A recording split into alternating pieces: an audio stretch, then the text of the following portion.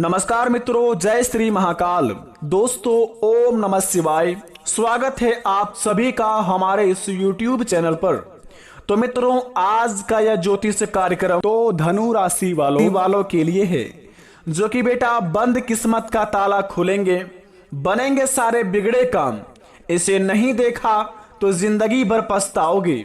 101% सटीक भविष्यवाणी, क्योंकि भगवान महादेव आपके घर पर पधार रहे हैं। जी हाँ दोस्तों, आपने बिल्कुल सही पढ़ा। आज का महाराशि फल के थंबनेल में दोस्तों, भगवान शिव जी, असंभव को संभव करने वाले भगवान महादेव बिल्कुल ही अलग हैं। ये भोले भी हैं और रुद्र भी है। उनको जानना सरल भी है और कठिन भी है। भस्मधारी भी है, सर्पधारी भी है, चंद्रधारी भी है। वह अन्य देवी देवताओं की तरह आभूषण और वस्त्र इत्यादि धारण नहीं करते हैं। शास्त्रों में भोलेनाथ के 5 खास रहस्य के बारे में बताया गया है, जो शायद ही आप उनके बारे में जानते होंगे, जिन्हें दोस्तों अगर आपके महाराशि पर पड़ जाए ये 5 तत्वों के बारे में, अगर ये 5 चमत्कारी संदेश अगर आपके महाराशि पर पड़ जाए तो समझ जाइए कि आपका भाग्य उदय हो जाएगा, बंद किस्मत का ताला खुल जाएंगे, सारे बिगड़े से बिगड़े काम बन जाएंगे। क्योंकि दोस्तों, असंभव को संभव करने वाले भगवान महादेव ही हैं। काल को भी हरने वाले भोलेनाथ ही हैं। दुनिया में सभी की मनोकामना को पूरा करने वाले भगवान महादेव ही हैं। इसलिए उन्हें सभी लोग हर हर महादेव कहते हैं। सभी को दुखों को सर्वनाश करते हैं भगवान भोलेनाथ जी, और जिंदगी में नई जिंदगी का शुरुआत भी कराते हैं। तो मित्रों, भगवान महादेव जी के 5 रहस्य के बारे में जानेंगे आज के महाराशि फल के द्वारा, जिन्हें जानकर दोस्तों आपके पैरों तले जमीन खिसकने वाले हैं, और शायद ही इन्हें आप जानते होंगे। और अगर आपके जिंदगी में यह 5 रहस्य के बारे में पता आपको लग जाता है तो आपके जिंदगी में सारे बिगड़े तो काम बन ही जाएंगे, लेकिन भगवान महादेव की कृपा से बड़े बड़े चमत्कार होना भी शुरू हो जाएंगे। पौराणिक कथाओं के मान्यताओं के अनुसार भस्म लगाने का रहस्य बड़े ही खास है। इस बात को जरा ध्यान देंगे आप। भगवान शिव इस दुनिया के सारे आकर्षण से मुक्त हैं। उनके लिए यह दुनिया मोह माया सब कुछ एक राख से ज्यादा कुछ नहीं है। सब कुछ एक दिन भस्मभीत होकर समाप्त हो जाएगा। भस्म इसी बात का प्रतीक है।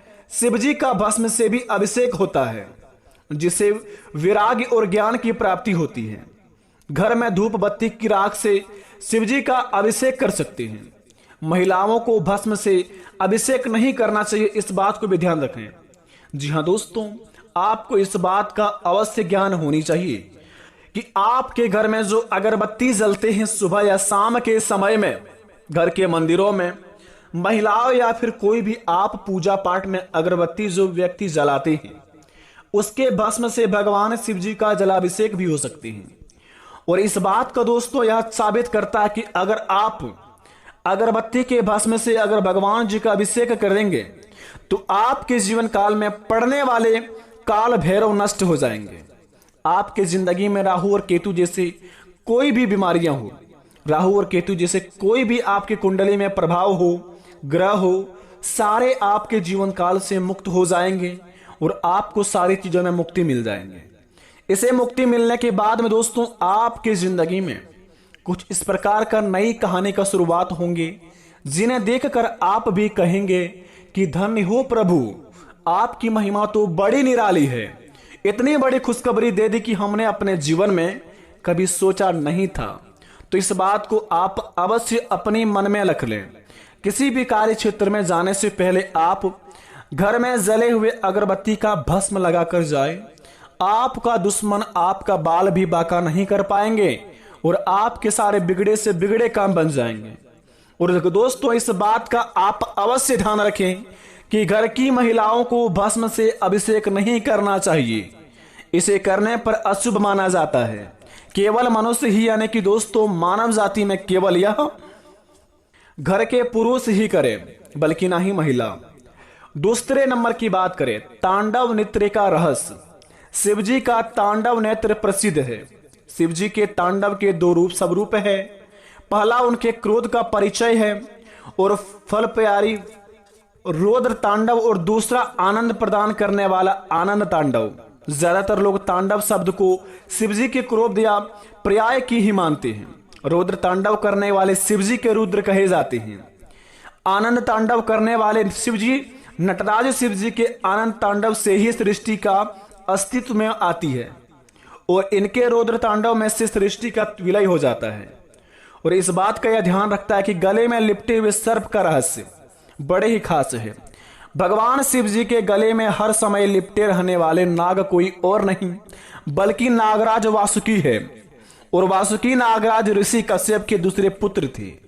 शिवजी पुराण के अनुसार नागलोक के राजा वासुकी शिव के परम भक्त थे। उनके मस्तक चंद्रमा का रहस्य आपकी जिंदगी को होश उड़ा देंगे।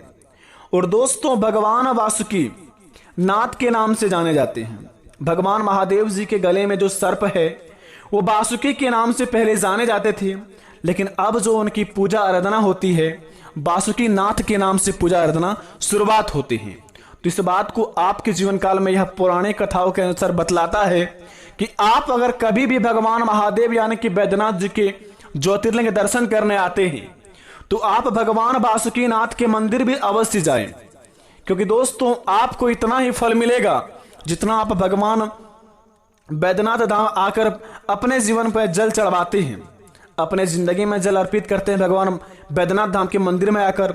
अगर आप भगवान बैद्यनाथ धाम के बाद अगर आप वासुकीनाथ धाम नहीं जाते हैं तो आपकी जिंदगी में कोई भी काम पुण्य नहीं होती है। तो इस बात को भी आप अवश्य ध्यान रखें।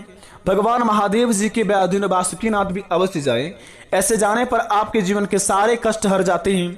भगवान महादेव आपको यहाँ सर जो आदेश देते हैं वो भगवान वासुकीनाथ आपके कर्मों का फल गिनती करके आपको उनके अनुसार आशीर्वाद देते हैं। तीसरे नंबर की बात, मस्तक पर चंद्रमा का रहस्य। एक बार महाराजा दक्ष ने चंद्रमा को क्षय रोग से ग्रसित होने का श्राप दिया। इससे बचने के लिए चंद्रमा ने भगवान शिव जी की पूजा की। भोलेनाथ चंद्रमा के भक्ति प्रभाव से प्रसन्न हुए और उनके प्राणों की रक्षा के साथ ही चंद्रमा को अपने सिर पर धारण किया। लेकिन आज भी चंद्रमा के घटने बढ़ने का कारण महाराजा दक्ष की शाप ही माना जाता है। तो अगर आप किसी भी कार्य को करते हैं तो सबसे पहले आप शुभ समय को देखकर उगते हुए सूरज की पूजा करें।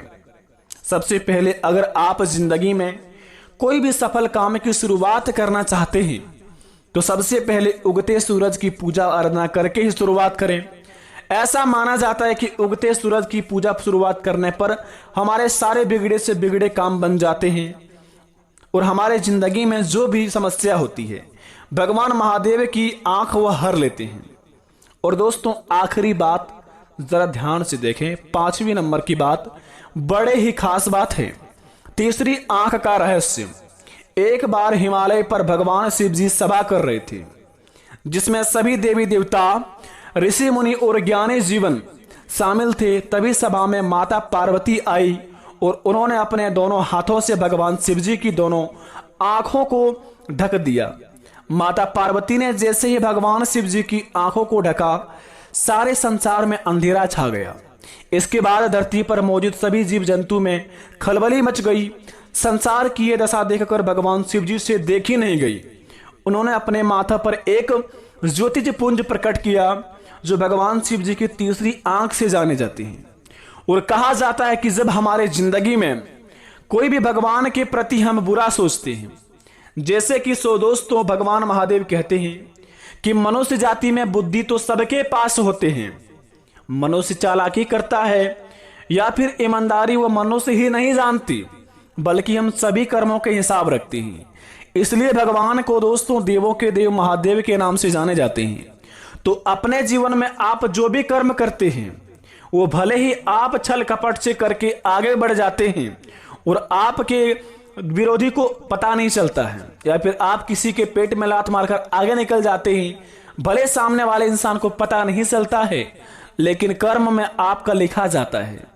इसलिए दोस्तों कहते हैं भगवान भोलेनाथ जी कि जो प्रेम की नैया से अपने काम को शुरुआत करेगा उनका जिंदगी में कभी भी उस काम से कोई बाधा नहीं आएगा और उस काम से वह इतना लाभ कमाएगा कि जीवन भर कभी भी वो अपने जिंदगी में कष्ट नहीं पाएगा। तो शुरुआत कीजिए अपने कामों को और अपने जीवन में कभी भी दोस्तों दूसरों को तकलीफ मत दीजिए।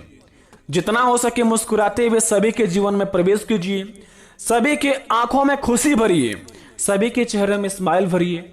आपका जिंदगी में भगवान भोलेनाथ जी स्वयं प्रकट होकर आपके सारे बिगड़े काम बना देंगे। अब रही बात भगवान महादेव जी आपके घर कैसे आएंगे, वो दोस्तों नंदी महाराज के रूप में आपके घर में प्रवेश करेंगे कल के दिन से आपके जीवन काल में। अगर अगले 15 दिन के अंदर नंदी महाराज आपके द्वार पर आए, समझ लीजिए कि भगवान महादेव जी प्रकट हो गए हैं आपके सारे बिगड़ी बनाने के लिए। तो अपने जिंदगी में आप सारे कामों को अपने दिल से अंजाम दीजिए, आपके सारे काम पूरे होंगे।